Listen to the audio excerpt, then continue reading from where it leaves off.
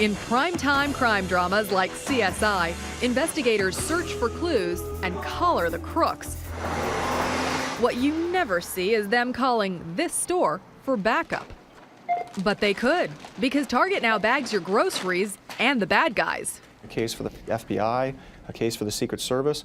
We've worked on a couple of cases for the Los Angeles Police Department, the New York Police Department. Tony Heredia is in charge of Target's investigative team, which specializes in video forensics. It all started with simple surveillance cameras, but then thieves became more advanced. These thieves have laptop computers and custom software, portable printers in their cars, and they're literally creating fake labels for goods as they go store to store. Now Target had to outwit rings of professional thieves, so they installed sophisticated digital cameras and used computers to analyze that video.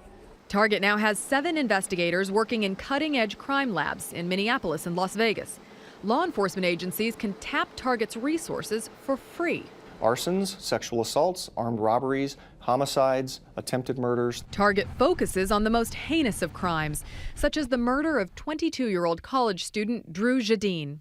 In November 2003, Jadine was abducted from a North Dakota mall. Police found her beaten and raped body months later in a ravine. They took surveillance tape from the mall to Target, where investigator Craig Thrain analyzed the video for 6 months. Prior to her exit, before she leaves the store, right up in this area up here, we saw an individual that paces around and then walks towards the back area of that mall entry. Thrain testified in court, placing Jadine and a man who appeared to be the suspect, Alfonso Rodriguez Jr., in the mall at the same time. Rodriguez, a registered sex offender, was convicted of murder and sentenced to death. We get overwhelmed with evidence from crime scenes now. Lieutenant Dave Rice, who oversees Connecticut's forensics labs, says many agencies have backlogs years long, making Target's help tempting.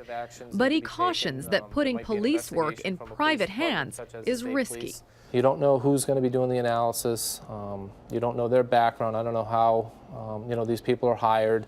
So you really don't know who you're getting. Have you ever done some work and then it turns out it's thrown out of court? Never. We have never had one piece of evidence examined that was not admitted in court. There's a new sheriff in town at the mall. Priya David, CBS News, Minneapolis.